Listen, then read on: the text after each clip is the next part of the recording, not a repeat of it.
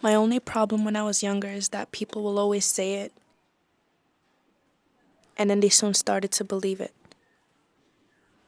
So yes, I'm a terrorist and I attacked the World Trade Center when I was just 6 years old. I'm the reason that you won't see those people that you love again. I'm the reason the war on terror started. I'm the reason why everybody's killing each other. I remember I was in school and that I was looking outside because I used to sit by the window, and I saw like the sky and everything. It was dark, and I saw my teacher, like she was freaking out a little bit and all that, and I started to notice like later on that parents, they were coming to take their kids home and all that. And then my mom came and she took me home, and I'm like, what happened? Right? And she's like, oh, we're just taking you home. She didn't tell me anything. So, I'm thinking, oh, great, I'm going home. And then I went home and I wanted to watch cartoons. I turned the TV on, but there was no cartoons on. It was only news, and all I saw was the same thing on every channel. I knew what happened because I found out. My parents told me so I could protect myself. And I realized that everybody was like categorizing me as a Paki or a terrorist or something like that just because I'm from, I'm Muslim. My father works in a building in Manhattan, and even though I didn't know which one it was, I just automatically assumed the one he was working in is the one that got hit. My babysitter said, go do your homework. Looking at me, I could hear her yelling, but I didn't turn away from the TV. And then that's when she stopped and she said to her daughters, like, that's great, now the girl knows. My dad took me home, and usually he would give me a piggyback ride, I guess, to the house because it was like 3 blocks away. And that day he didn't, so I was like, can you? And then he goes like, no, I want to tell you something important. I'm like, what is it? And he goes, things are going to be very different now. I remember he got like close to me, like he kind of kneeled down in a way. And he's like, things are going to be different now. I'm like, what? And he goes, just know when you go to school tomorrow, don't worry about it. If anybody gives you a hard time, just tell your teacher. If anybody tells you to take off your scarf, you don't do it. So it wasn't until a while after being treated differently that I realized what he was talking about. What I'm curious to know is when that happened and you guys were in first grade and they hid it from you guys, but then you guys obviously found out what happened, what went through your mind? Because you're a native of Brooklyn, right? Mm-hmm. So both of us, even though we have different ethnic backgrounds, are pretty much the same.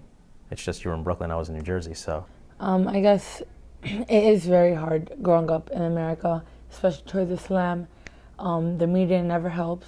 The media is what pretty much half of the American population get their information about Islam. That's all they know.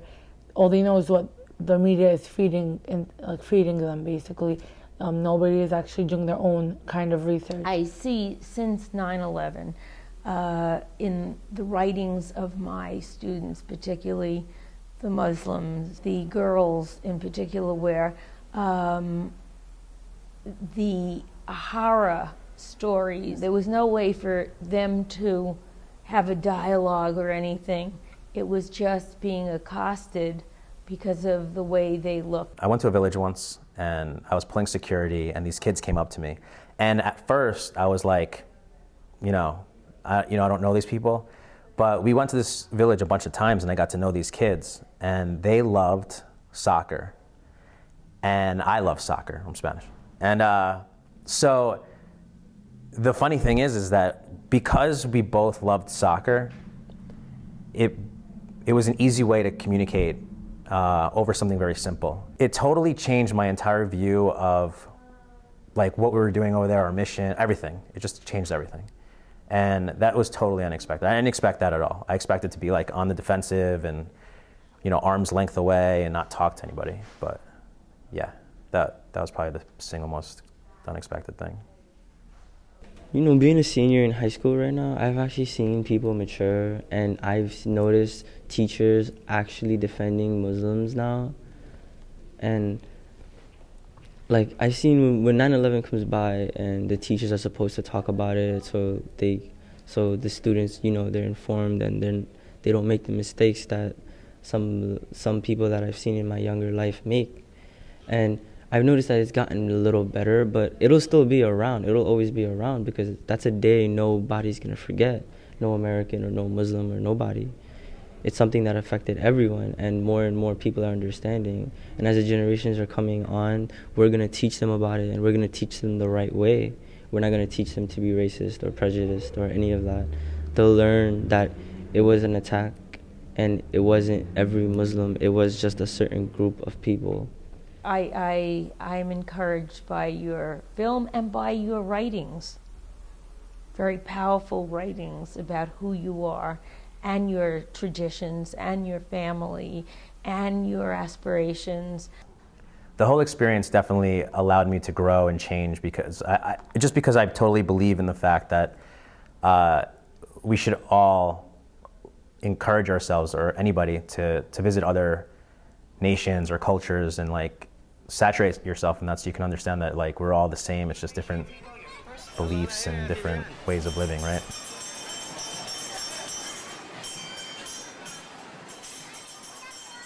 So it wasn't until a while after being treated differently that I realized what he was talking about.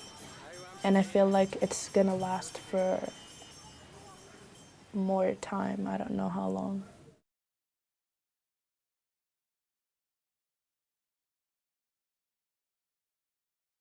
Keep it rolling. Oh, wait, hold on. So listen, I found out recently that I was going to come see you, and so I wanted to like bring you something, and then I thought about it, and I was like, what can I give her? Because you know, I don't want to give you like a T-shirt or anything crazy. So I'm going to give you something that means a lot to me. Attached to my dog tags is this little emblem that is what we follow. It's our motto, our creed, right? And so you wanted to meet a soldier, and I wanted to come here to meet you. It was very important to me. So this has been to Iraq with me and all my training and everything else. And this is our warrior ethos, which says what we believe in, and our army values, because this is what we truly believe in. So you can show all your friends and say, hey, not all soldiers are bad, crazy people. You don't have to wear it or anything, but I want to give it to you. You can do whatever you want, because I think it's important for you to realize that this step that you're taking is extremely important, and you should continue to do this and follow this path. The only way that we're going to change the perception of people, right, is by asking these questions and being fearless and being able to pursue a dream when people tell you that, like, oh, you're Muslim, you shouldn't be a journalist, or you should take this off so you fit in. Forget that. This is for you, and I want you to definitely follow the path that you're going.